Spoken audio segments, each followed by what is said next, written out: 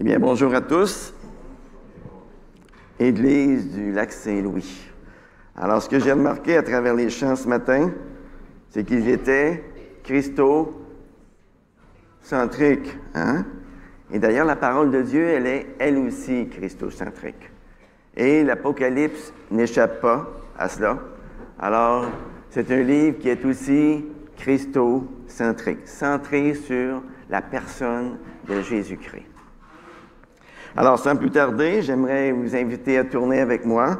Je vais lire les 3 premiers versets de Apocalypse chapitre 7, qui nous parlent du peuple de Dieu, le peuple de l'agneau. Après cela, je vis 4 anges debout aux 4 coins de la terre. Ils retenaient les 4 vents de la terre, afin qu'il ne souffle pas de vent sur la terre, ni sur la mer, ni sur aucun autre arbre.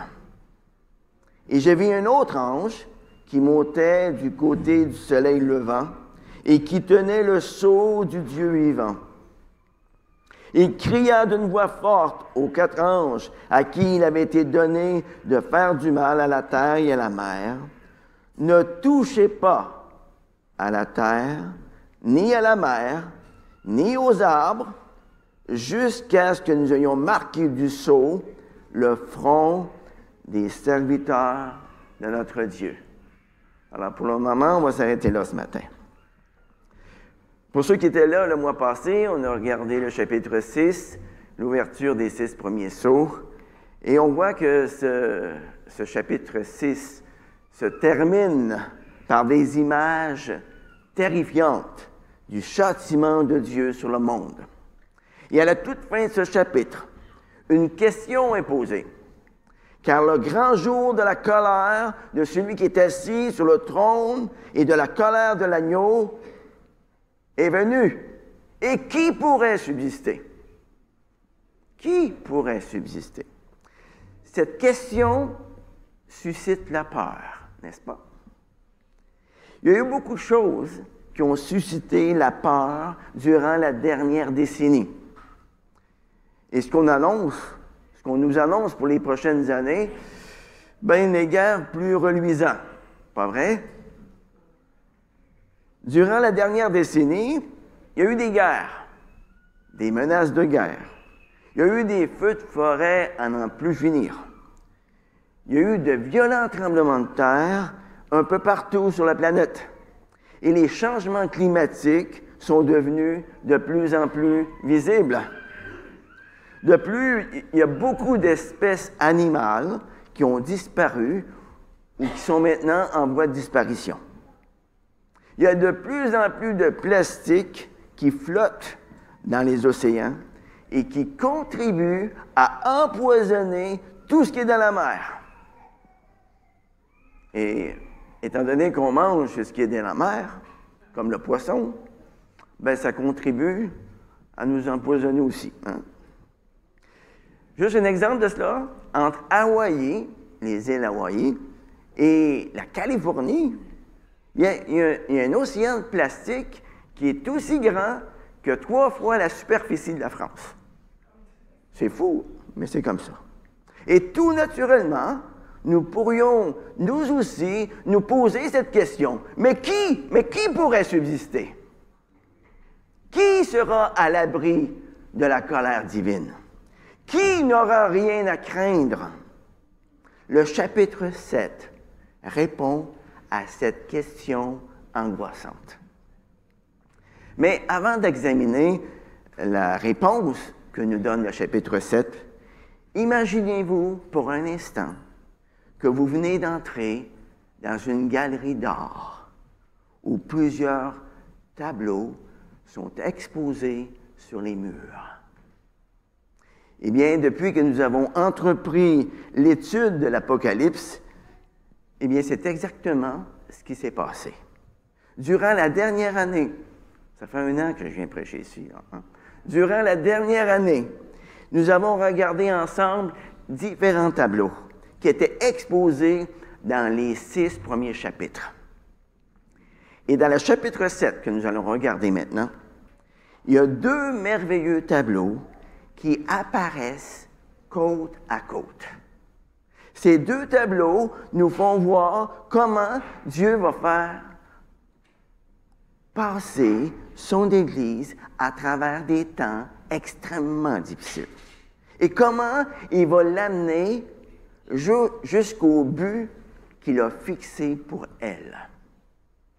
Au début du chapitre 7, les deux premiers mots, après cela, pourraient nous amener à croire à une séquence chronologique des événements qui viennent de se passer au chapitre 6. Eh bien, si c'était le cas, cette action de sceller les serviteurs de Dieu sur le front, ça aurait lieu tout naturellement après le chapitre 6. Mais qu'est-ce qui vient de se passer au chapitre 6? Pendant l'ouverture des 4 premiers sceaux, il y a eu d'énormes jugements qui ont déjà eu lieu sur la terre. Et 4 cavaliers ont reçu la permission divine de ravager la terre et de faire périr le corps des hommes. On a vu ça dans les versets 3 à 8 du chapitre 6. Et à l'ouverture du 6e sceau, le grand jour de la colère de l'agneau est venu avec les phénomènes qui décrivent l'avènement de Jésus et la fin du monde. On a vu ça dans les versets 12 à 16. Pourtant, au début du chapitre 7, il est ordonné aux 4 messagers de Dieu de ne pas faire de mal à la terre, c'est-à-dire de ne pas nuire à la terre, à la mer, aux arbres, jusqu'à ce que le front des serviteurs de Dieu ait été marqué du sceau de Dieu. Si on prend le chapitre 6 et le chapitre 7 de façon chronologique, on a un sérieux problème ici. Et la conclusion à laquelle on arrive tout naturellement, c'est que les événements décrits au chapitre 7 ne sont pas une suite chronologique de tout ce qui vient d'être décrit au chapitre 6. Le chapitre 7 nous fait faire un retour en arrière. Il nous fait voir les mêmes réalités, mais ces réalités-là nous sont présentées sous un angle complètement différent. C'est important de se rappeler que les différents tableaux de l'Apocalypse ne décrivent pas des phases successives de l'histoire du monde, mais ils procèdent de façon cyclique. Un tableau nouveau reprend et amplifie ce que les tableaux précédents nous ont déjà montré. Et la vision du chapitre 7 nous montre ce qui va arriver aux croyants durant les événements terribles qui sont décrits au chapitre 6. Cela étant dit, regardons maintenant avec attention les deux tableaux qui nous sont présentés ici. Le premier tableau représente ce que Dieu fait en faveur des chrétiens qui sont présents au milieu des fléaux qui se déchaînent sur la terre. On voit ça dans les versets 1 à 8. Et qu'est-ce que Dieu fait en faveur des chrétiens? Il les marque de son sceau. Regardons d'abord les versets 2 et 3. Dans ces deux versets, un autre ange entre en scène. Il tient le sceau du Dieu vivant. Il s'adresse aux 4 anges qui ont été chargés d'exécuter la colère divine et il leur demande de retenir les vents, d'ajourner pour un temps leur œuvre de destruction. Jusqu'à quand? Jusqu'à ce qu'il ait marqué du sceau de Dieu le front des habitants de la terre qui sont les serviteurs de Dieu. Mais avant d'aller plus loin, parlons un peu de ce sceau de Dieu. Et pour ce faire, c'est important qu'on se pose quelques questions. Que représente le sceau de Dieu sur le front de ses serviteurs? Vous savez, le sceau, c'est à la fois un signe d'appartenance et un signe de propriété. Ceux qui reçoivent le sceau de Dieu, eh bien, ils ont été rachetés par lui. Ils lui appartiennent. C'est d'ailleurs ce que Jésus va dire dans Jean, chapitre 10, versets 27-28. Il va dire, « Mes brebis entendent ma voix et elles me suivent. » Elles ont reçu le sceau de Dieu. Et qu'est-ce qui permet à ceux qui ont reçu le sceau de Dieu de suivre ses enseignements? Eh bien, Hébreux 8, verset 10, nous donne la réponse. « Après ces jours-là, dit le Seigneur, je mettrai mes lois où? Dans leur intelligence. Je les inscrirai aussi où? Dans leur cœur. Je serai leur Dieu et ils seront mon peuple. » Ça, c'est la promesse de la nouvelle alliance dans laquelle nous nous retrouvons présentement. Et voilà pourquoi, quelle que soit la situation dans laquelle ils se trouvent, ceux qui ont été scellés de Dieu manifestent Christ dans leur vie. Imaginez un instant. Les lois du Seigneur sont inscrites dans leur cœur. Et par la foi, Dieu est non seulement au milieu d'eux, mais ils sont aussi une habitation de Dieu en esprit. Saviez-vous ça? Nous sommes une habitation de Dieu en esprit. C'est ce que le livre aux Éphésiens nous dit, dans Éphésiens chapitre 2, verset 22. Apocalypse 3,12 nous dit que son nom est inscrit sur eux. Isaïe 49,16 nous dit que nous sommes gravés sur ses mains. Mais lorsqu'on parle du sceau qui protège les élus de Dieu, de quoi parle-t-on exactement?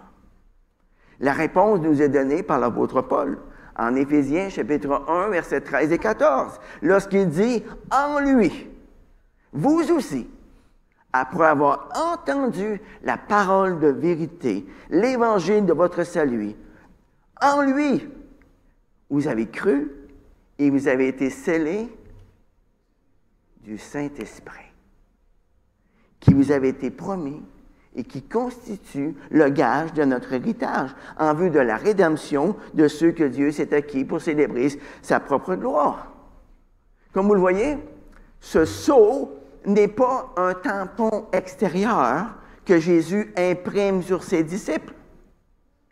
Ce n'est pas non plus une puce que Jésus nous insérait sous la peau. Pas du tout. C'est une marque spirituelle intérieure. C'est le sceau du Saint-Esprit qui se reflète par la suite dans tout notre être, toutes nos actions, toutes nos pensées. Vous savez, aussitôt que nous plaçons notre confiance en Jésus-Christ pour notre salut, nous sommes scellés du Saint-Esprit. Et par le fait même, notre sécurité éternelle est absolument garantie. Bon, maintenant, de quoi ce sceau devrait-il protéger ceux qui en sont marqués? Bonne question. De quoi ça nous protège, ce sceau-là? Eh bien, certainement pas des souffrances physiques ni de la persécution. À titre d'exemple, vous n'avez qu'à regarder tous les disciples fidèles qui sont morts martyrs durant les 20 derniers siècles. La liste des héros de la foi de l'Ancien Testament, dans Hébreux chapitre 11, nous en donne un petit aperçu. Vous n'avez qu'à regarder aussi ce que la parole de Dieu nous dit en 2 Timothée 3,12. Tous ceux qui veulent vivre pieusement en Jésus-Christ seront persécutés. Persécutés. Vous n'avez qu'à regarder ce que Jésus dit dans son sermon sur la montagne. Qu'est-ce qu'il dit à ses disciples dans Matthieu chapitre 5, versets 10 à 12? « Heureux serez-vous lorsqu'on vous flattera dans le sens du poil? Non. Heureux serez-vous lorsqu'on vous insultera, qu'on vous persécutera, qu'on répandra sur vous toutes sortes de mal à cause de moi. Réjouissez-vous. Soyez dans l'allégresse, parce que votre récompense sera grande dans les cieux. Car c'est ainsi qu'on a persécuté les prophètes qui vous ont précédés. Donc, le sceau de Dieu ne nous protège pas des souffrances physiques. Il ne nous protège pas non plus de la persécution. Mais alors, à quoi sert le sceau de Dieu? En quoi nous protège-t-il? Il sert à nous rendre capables de répondre par la foi aux diverses épreuves que nous pouvons rencontrer ici-bas. Il nous donne la force d'être loyal envers Jésus-Christ au milieu des épreuves, au milieu des persécutions lorsqu'elles surviennent. C'est donc d'une protection spirituelle dont il s'agit ici, et non d'une protection physique. Lorsque le sceau de Dieu est placé sur le front des disciples, Dieu garantit la protection de leur âme et non la protection de leur corps. Vous savez, notre corps physique peut être battu, mutilé et même complètement détruit. Mais si nous avons été scellés de Dieu, rien ne peut nuire à notre âme ou nous éloigner de Dieu. C'est d'ailleurs ce que la parole de Dieu va nous dire dans Romains chapitre 8. Romains chapitre 8, versets 33 à 39. Je vous le lis immédiatement. Verset 33. « Qui accusera les élus de Dieu? Dieu est celui qui justifie. Qui les condamnera? Le Christ Jésus est celui qui est mort. Bien plus, il est ressuscité. Il est à la droite de Dieu. Il intercède pour nous. Qui nous séparera de l'amour de Christ? La tribulation, ou l'angoisse, ou la persécution, ou la faim, ou le dénuement, ou le péril, ou l'épée? Selon qu'il est écrit, à cause de toi, l'on nous met à mort tout le jour. On nous considère comme des brebis qu'on égorge. Mais dans toutes ces choses, nous sommes plus que vainqueurs par celui qui nous a aimés.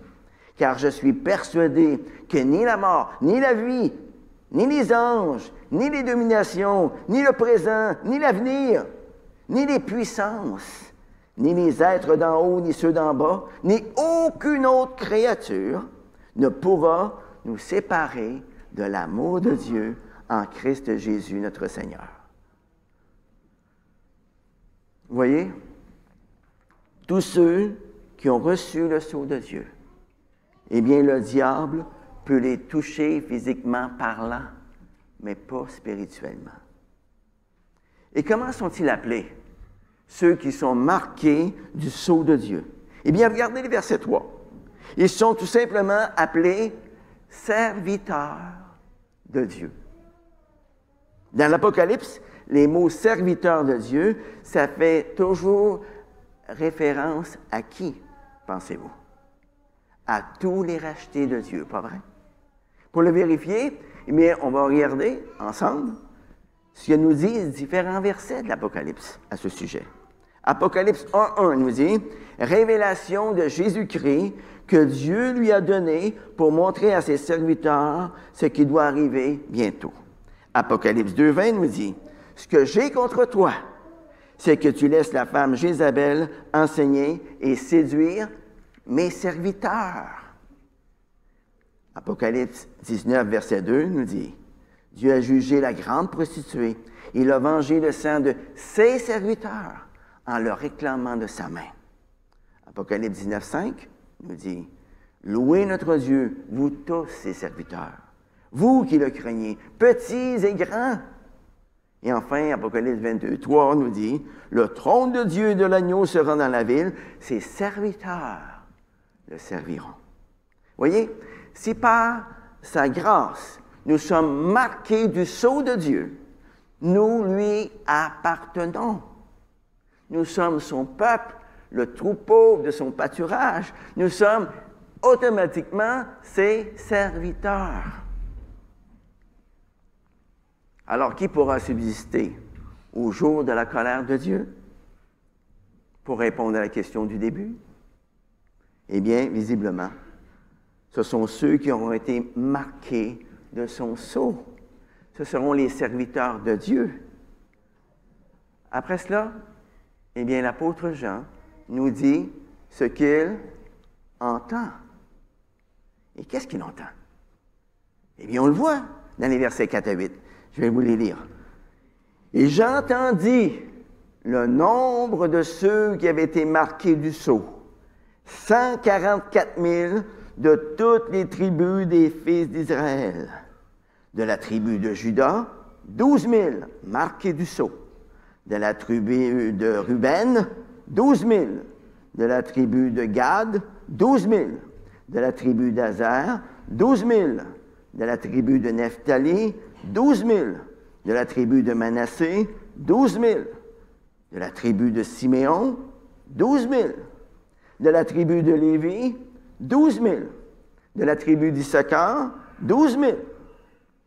De la tribu de Zabulon, 12 000. De la tribu de Joseph, 12 000. De la tribu de Benjamin, 12 000 marqués du sceau. Quel est le nombre de ceux qui ont été marqués du sceau ici?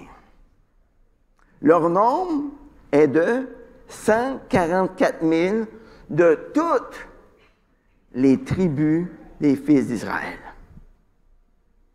Mais comment comprendre ce passage des 144 000? Vous savez, ce texte a fait couler beaucoup d'encre à travers les siècles.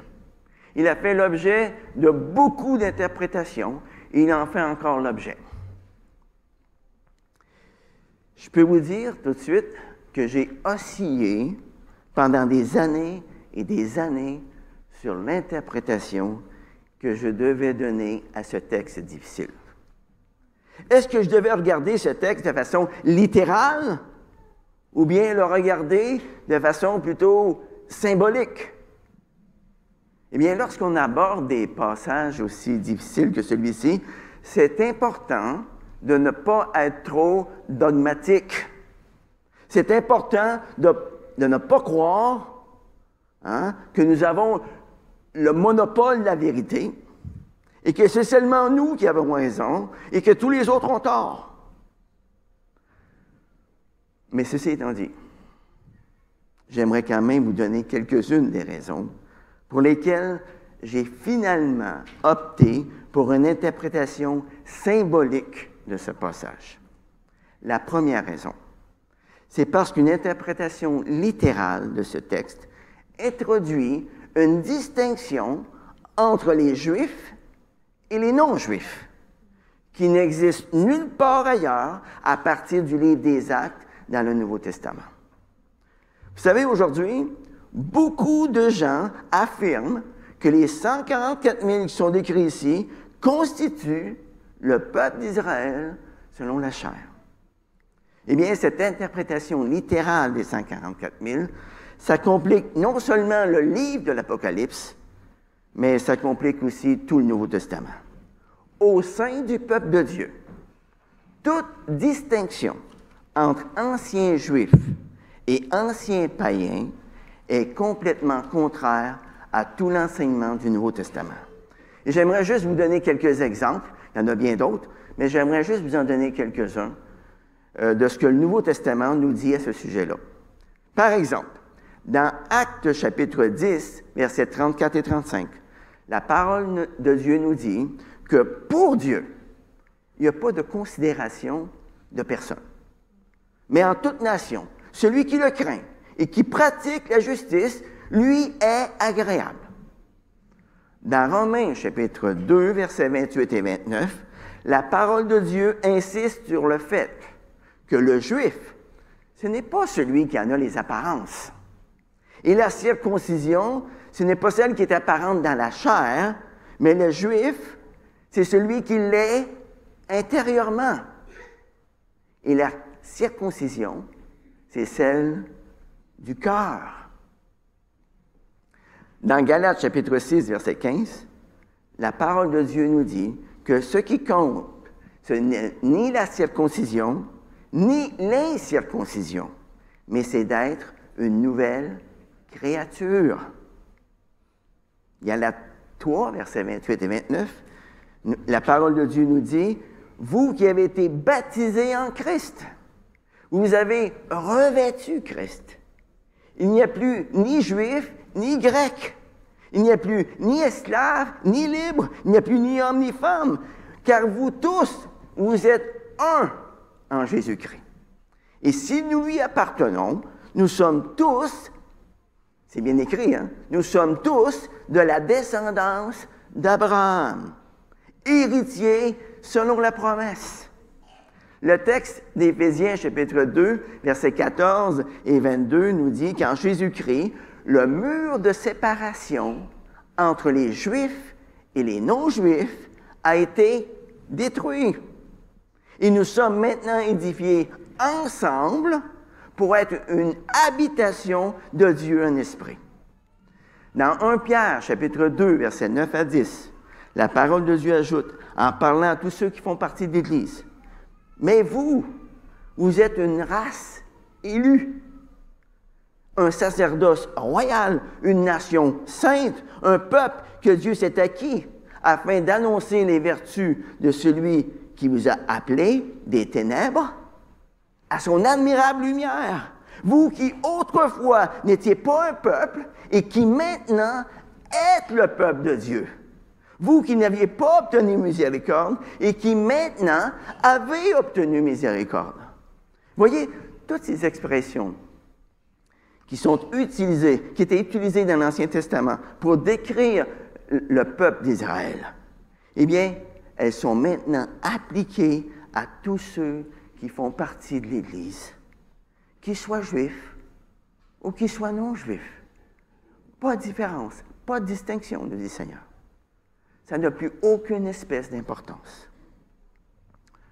Une deuxième raison pour laquelle j'ai opté pour une interprétation symbolique des 144 000, c'est que dans cette liste des 12 tribus d'Israël, on remarque que les tribus de Dan et d'Éphraïm n'y sont pas. Pourtant, le verset 4 nous dit bel et bien que ce sont ceux qui ont été marqués du sceau, sont 144 000 de toutes les tribus d'Israël.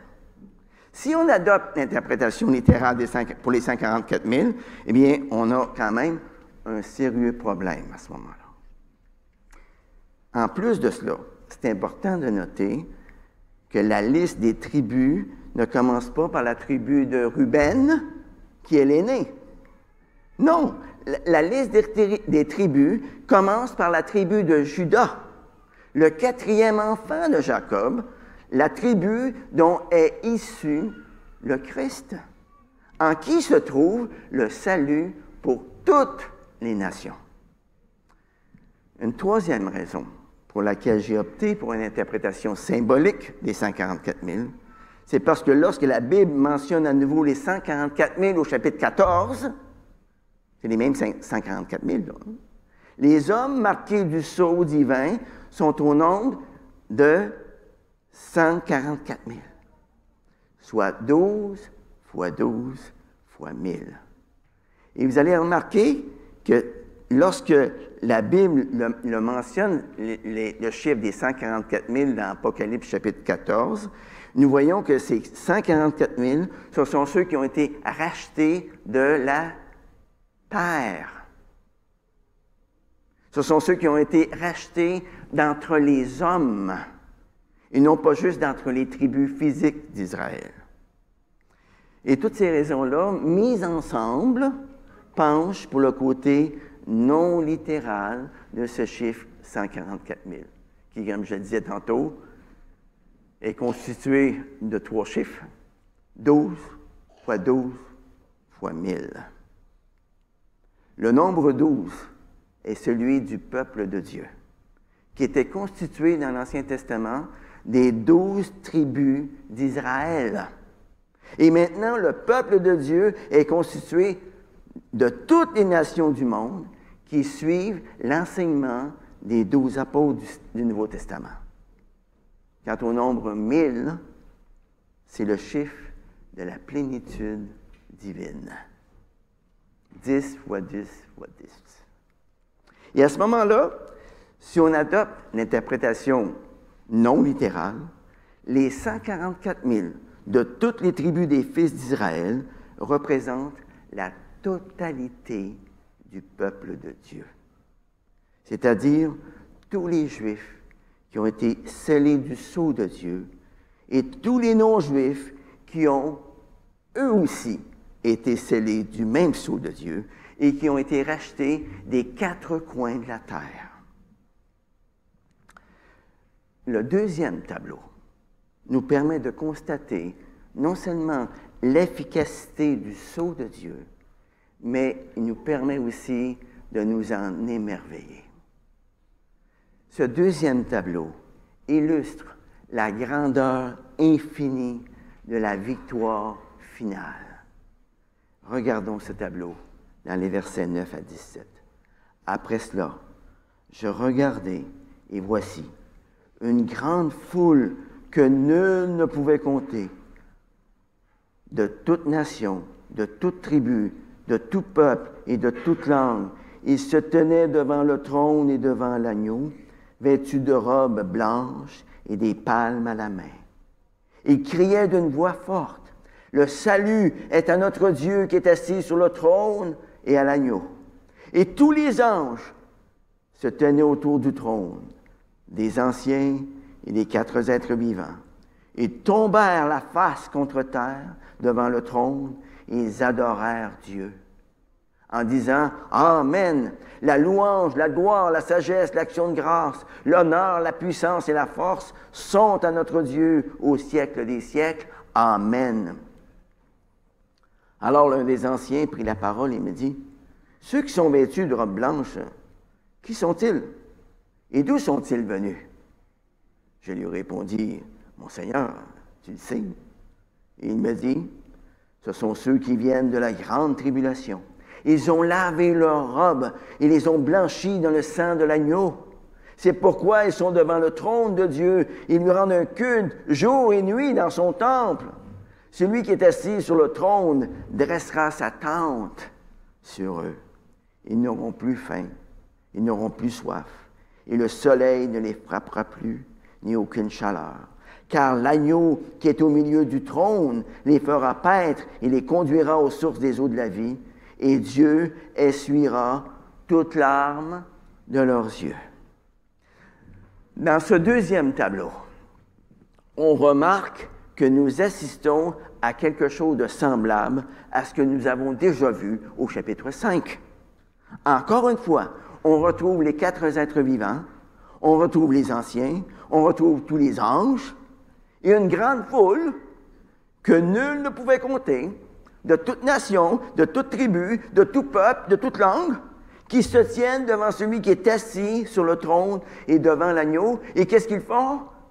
Ils adorent. Ils adorent. Vous vous souvenez au chapitre 5? L'un des anciens avait dit à Jean, le lion de la tribu de Juda a vaincu pour ouvrir les sceaux. Ça, c'est ce que l'apôtre Jean avait entendu. Lorsqu'il a essuyé les larmes de ses yeux, qu'est-ce qu'il a vu au milieu du trône? Un agneau debout qui semblait immolé. Est-ce que le lion de Juda et l'agneau immolé représentaient 2 personnes différentes? Non, c'était la même personne. C'était le Seigneur Jésus. Il y a ici un parallèle à faire entre le chapitre 5 et le chapitre 7, où l'apôtre Jean entend une chose au verset 4, 144 000 de toutes les tribus d'Israël. Mais qu'est-ce qu'il voit au verset 9? Eh bien, il voit une foule que nul ne peut compter, de toute nation, de toute tribu, de tout peuple, de toute langue. Vous voyez, le deuxième tableau, où l'on voit une foule que nul ne pouvait compter, complète et explique le premier tableau. Toute cette foule n'est pas non plus à nous rappeler la promesse que Dieu avait faite à Abraham, à l'effet que toutes les nations de la terre seraient bénies en lui. et que Dieu le rendrait père d'une foule de nations, et que sa descendance deviendrait comme la poussière de la terre, en sorte qu'on ne pourra pas plus la compter qu'on ne peut compter la poussière de la terre. Eh bien ici, c'est exactement ce qu'on voit. Vous remarquerez, il n'y a plus aucune distinction de race ici. Aucune distinction d'arrière-plan ethnique, ni de sexe dans toute cette foule qui se tient debout devant le trône, devant l'agneau et qui adore Dieu.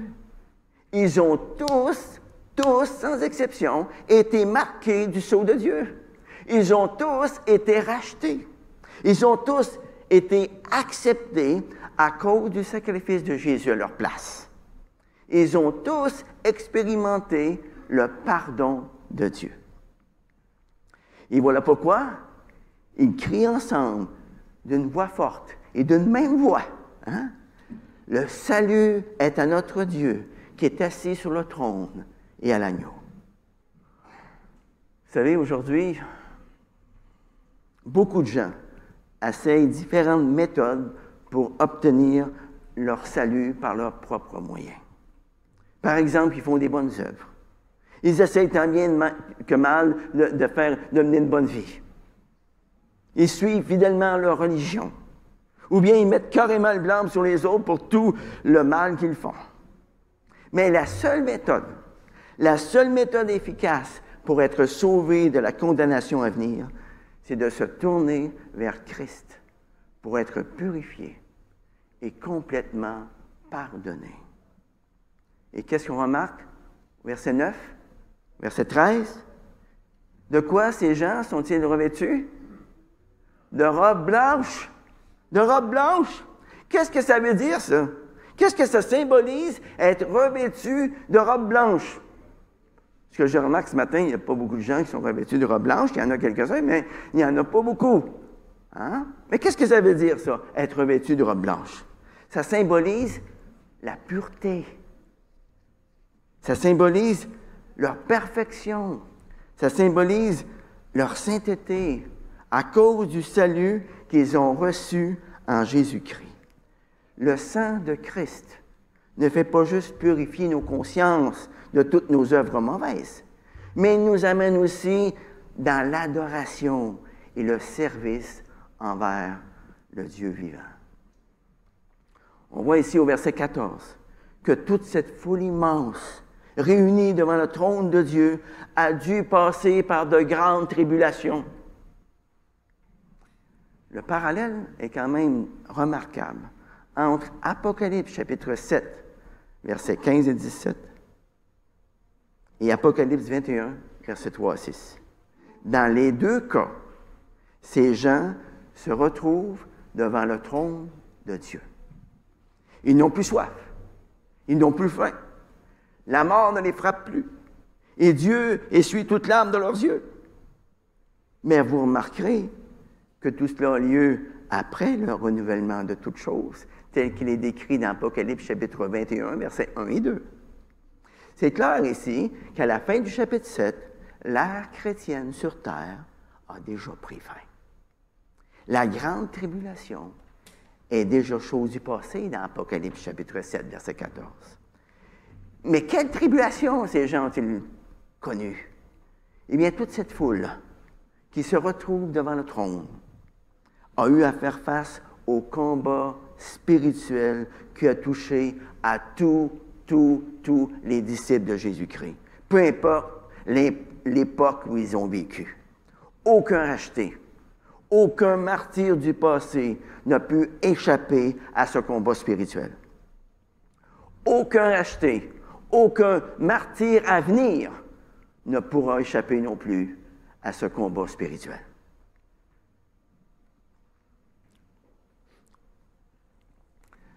Dans Apocalypse, c'est-à-dire dans Actes, chapitre 14, verset 22, l'apôtre Paul pouvait dire aux nouveaux convertis, c'est par beaucoup de tribulations qu'il nous faut entrer dans le royaume de Dieu. Est-ce que l'apôtre Paul était en train d'enseigner un salut par les œuvres, un salut par les souffrances des chrétiens? Absolument pas. Il dit seulement que nous ne serons pas exemptés des souffrances et des persécutions que les autres chrétiens ont vécues dans le passé. Dans 2 Corinthiens, chapitre 4, verset 17, il y a une merveilleuse promesse qui nous est faite. La parole de Dieu nous dit que la joie et la félicité éternelle qui nous attendent dans l'éternité dépasseront de beaucoup nos courtes tribulations ici-bas. Alors, lorsque l'épreuve survient dans notre vie, souvenons-nous de cela, les amis. Saviez-vous que lorsque nous plaçons notre confiance en Jésus-Christ pour notre salut, eh bien, aux yeux de Dieu, nous devenons complètement, mais complètement purs. C'est ce que nous dit la fin du verset 14. Il dit, ils ont lavé leurs robes, ils les ont blanchis dans le sang de l'agneau. Dans 1 Jean, chapitre 1, verset 7, la parole de Dieu ajoute que le sang de Christ, qui a été répandu pour nous à la croix, nous purifie de tout péché. Vous savez, chaque personne qui va se retrouver dans le ciel ne va pas s'y retrouver en vertu de ses propres mérites. Chaque personne qui va se retrouver dans le ciel va affirmer que le sacrifice parfait de Christ à la croix est la seule et unique raison de leur présence dans le ciel. La seule. Mais il y a encore plus que cela. Dans le ciel, dans l'éternité, il n'y aura plus aucune place pour l'insatisfaction. Regardez les versets 15 à 17. C'est pourquoi ils sont devant le trône de Dieu, ils lui rendent un culte jour et nuit dans son temple. Celui qui est assis sur le trône dressera sa tente sur eux. Ils n'auront plus faim, ils n'auront plus soif. Le soleil ne les frappera plus, ni aucune chaleur, car l'agneau qui est au milieu du trône les fera paître et les conduira aux sources des eaux de la vie, et Dieu essuiera toute larme de leurs yeux. Imaginez un instant, là. L'agneau qui est au milieu du trône va habiter pour toujours avec nous. Nous n'aurons plus faim, car nous aurons de quoi à manger en abondance. Il n'y aura plus d'insecticides, de pesticides dans notre nourriture. On n'aura pas besoin de regarder avec une loupe ce qu'on mange. Ça va être bon. On n'aura plus soif non plus, car les fontaines de Dieu seront pour nous des sources inépuisables. Nous serons à l'abri du soleil et de la chaleur. Toutes les tribulations, toutes les douleurs que nous avons subies ici-bas seront choses du passé. Et enfin, ce tableau se termine par cette image touchante au verset 17. Dieu essuiera toute larme de leurs yeux. Il n'y aura plus de larmes versées à cause de nos péchés, car tous nos péchés ont été pardonnés. Il n'y aura plus de larmes versées à cause de la souffrance. Il n'y aura plus de souffrance. Il n'y aura plus de larmes versées à cause de la mort, car tous les croyants qui vont ressusciter ne mourront jamais, ne vont plus mourir. Nous allons vivre éternellement. Et tout ceci fait écho à ce qui avait été prophétisé par le prophète Isaïe. Dans Isaïe 49, verset 10, « Ils n'auront pas faim, ils n'auront pas soif. Le mirage et le soleil ne les fera plus souffrir, car celui qui a compassion d'eux sera leur guide et les conduira vers des sources d'eau. » Mais cette référence à la faim et à la soif ne se réfère pas juste à la nourriture physique. Il y a aussi un accomplissement spirituel à cela. Regardez ce que Jésus va dire dans Matthieu, chapitre 5, verset 6, dans ses béatitudes. « Heureux ceux qui ont faim et soif de la justice, car ils seront rassasiés. » Voilà quelques-unes des bénédictions que Dieu accordera durant toute l'éternité à tous ceux qui auront été marqués de son sceau, du sceau du Saint-Esprit. Alors, lorsqu'ici-bas, nous nous retrouvons dans la souffrance, ou que nous sommes déchirés par le chagrin, prenons conscience de la présence de Jésus au milieu de nous. Prenons conscience aussi de la joie et de la félicité éternelle qui nous attendent dans toute l'éternité. Prenons conscience de ce que Jésus nous dit maintenant, alors que nous sommes encore ici-bas. Il dit encore à chacun de nous, lorsque nous sommes affligés, lorsque nous sommes dans la détresse, venez à moi, vous tous qui êtes fatigués, chargés, et je vous donnerai du repos. Alors, dans notre vie de tous les jours, ayons le réflexe d'aller à Jésus. Et lorsque cette question angoissante arrivera à nos oreilles, mais qui pourra subsister? Allons à lui pour obtenir la paix et le repos.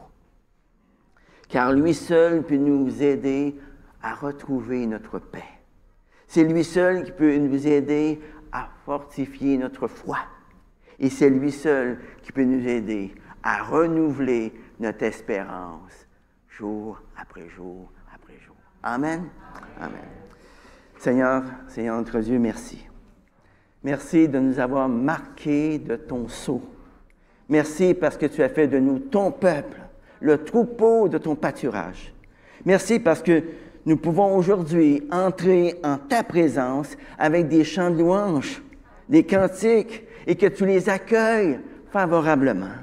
Merci parce que nous savons que tu nous aimes, mais tu ne nous aimes pas d'un amour ordinaire. Tu nous aimes d'un amour éternel. Tu nous aimes d'un amour infini.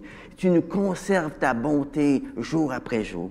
Merci pour l'espérance de l'éternité en ta présence que tu as mise au fond de notre cœur. Merci parce que nous savons que quoi qu'il puisse nous arriver ici-bas, malgré les fléaux qui peuvent se déchaîner sur la terre, nous savons que tu es là, à nos côtés, pour nous garder, pour nous protéger de toutes nos tribulations. Et à chaque jour que tu nous accordes sur cette terre, nous voulons nous joindre à toute cette foule qui te loue et qui t'adore présentement. Seigneur, que ton nom, ton précieux nom, soit exalté à travers nos vies, jour après jour. Amen. Amen. Amen.